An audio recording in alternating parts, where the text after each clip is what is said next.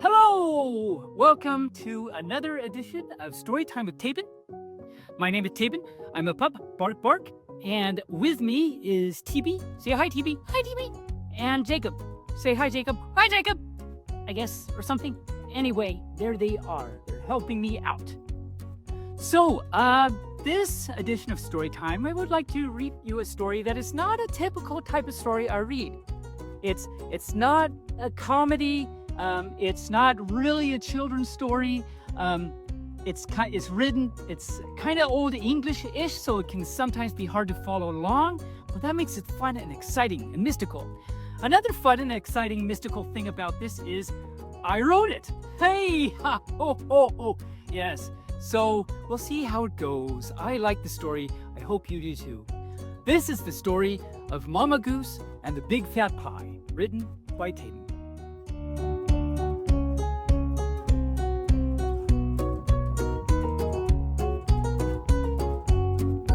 Once upon a time, in an old forest, lived Mama Goose and her 3 goslings, Ryan, Oofrang, and Speedo. On a typical day, Mama Goose and her 3 goslings would pick up hay and seed with their goosely beaks and scavenger for wood and pine. These made excellent materials for fashioning new furniture, clothes, and food for their tiny goosely tummies. It came to behold one autumn mist, as they were gathering their fortunes in the forest, that they happened upon a big fat pie. Now, this big fat pie was not some ordinary pie, you see, as it bore the trademark of the neighboring fowl named Oogla. Oogla was a saucy old wench whose eye did not drift from the gaze of the enemy, who, of course, were named Mama Goose, Ryan, Oofrang, and Speedo.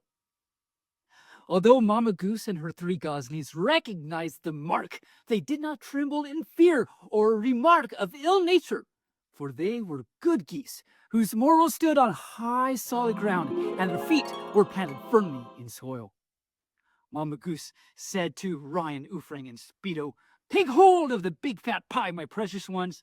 Let us march to the sound of glory as we dissemble its mouth-watering bits at our table of lore and supper." So they took the big fat pie back to their homestead made of hay and seed and wood and pine. Indeed, when Mama Goose and her 3 goslings returned to the dwellings of their home, they took feast in the big fat pie and slathered themselves with the sleepy time of the soul as the nourishment coursed through their bodies as they drift off to dreamland. Hours passed, and the wind grew weary, and the foul Oogla became drenched with anxiety, as she had not too long ago found the absence of her big fat pie. "I am not so stupid as to unknow the whereabouts of my big fat pie," said Oogla, "as it is evidenced by the gosling feathers in my midst of the story foretold." Indeed, gosling feathers had trailed from the site of the robbery through the forest and unto the homestead made of hay and seed and wood and pine. The foul Oogla snuck stealthily through the forest and through the bush, whispering echoes of stories thus foretold. She happened upon the homestead of which she sought, and grew hungry at the yearning for vengeance.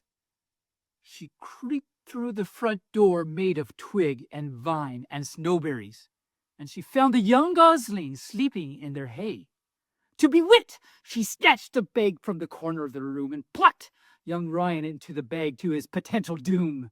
She then seized poor young Oofrang, who was dozing in the pine, and placed in the bag whose contents wasn't the first of its kind. Then Speedo, whose eyes slept with the close, was nabbed with a bolt into the bag of the 2 siblings who still doze.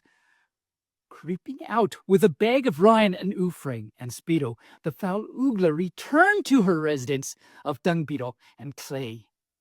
Placing the bag of the sleeping goslings in the corner of their cell, she snuggled down in her creepy room vine for rest after the journey of fate. "That will teach Mama Goose to meddle with my big fat pie," she said as her dozing began to commence. The next morning, as Mama Goose awoke from her slumber, she noticed something was amiss. She exclaimed, "There is no big fat pie in the kitchen up yonder." But that is not the surprise as it doth to me be, as we partook in its numminess in the previous night.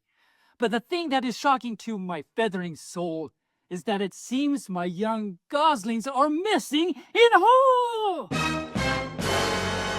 Mamma Goose gasped and clenched with a start, and fervently looked under pillow and stone. But alas! There were no young goslings to be found in the home of hay and seed and wood and pine. Whatever shall I do without my little ones? Whereabouts hath they forthtraven? Mamma Goose exclaimed with a fear of howling fate. But at that moment a glimpse of vague rarity appeared in the humble homestead. It was weak, but outline would show that it was none other than an echo of the big fat pie. Your fortune doth foretold that the culprit is indeed the foul Oogla, the shadow of the big fat pie announced. If thine would prefer the latter, my dear, then foreboding is to be withheld. For in that rot thou doth just merely need to seek the foul Oogla and retrieve the essence of thine loin. Mamma Goose nodded in solidarity, but also in vindication, for she knew what she had to do. The trembling of the soul revered at the thought of the foul Oogla was uncanny at best. But, confirmed Mamma Goose, it shall come to pass that the young goslings of Ryan, Oofrang, and Speedo shall return once again to the homestead of hay and seed and wood and pine. It was not long before the Mamma Goose snuck stealthily into the midst of the homestead of the dung beetle and clay, that she foresaw upon the sleeping goslings that doth not know of their fate of nay. Mamma Goose snuck with great stealth in order to retrieve those goslings of goosely loin, but was fraught and fury. The foul Oogla awoke, and she immediately cast songs of confusion and lore, of which were none to speak of the thoughts of Mamma Goose. Foul Oogla told story of the juggernaut and attempts to spell the Mamma Goose into a slumber. But not forthwith, for Mamma Goose had her own befailing to forecast. With a glutter of the tongue and beak, she verbosed the glory of the Samson. She portrayed the visions of the big fat pie, which succumbed to the versosity virtues of the neglect that came from high.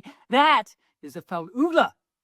And so it be, the foul Oogla stasis none to speak, and was cast out, to be heard of for nevermore. The goslings rejoiced, and Mamma Goose was enthralled with joy. The quartet board trotted happily unto their home of hay and seed and wood and pine. They rejoiced at the memory of the big fat pie, which bore the mark of the foul Oogla, but with also revoked her spell in order to reunite the Mamma Goose with the goslings three. And in that night they slumbered, with thoughts of dancing and wood and pine, and their memories should dwell on the big fat pie forevermore. The end. Oh, wow, that was a journey. It was exciting. Were you excited? I was so excited. It was so scary, but also so great. And in the end, they foretold their forebodings, and it worked. And yes, so that was the story of Mamma Goose and the Big Fat Pie, written and performed by me, Taebyn. And TV and Jacob were here to help and keep me from being too scared. But in the end, all was well.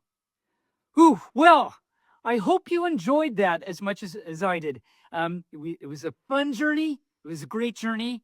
And wow, I just felt invigorated by all that excitement. Oh, woo. Okay, well then on that note, thank you for joining us on this edition of Storytime with Taebyn. Until next time, bark, bark.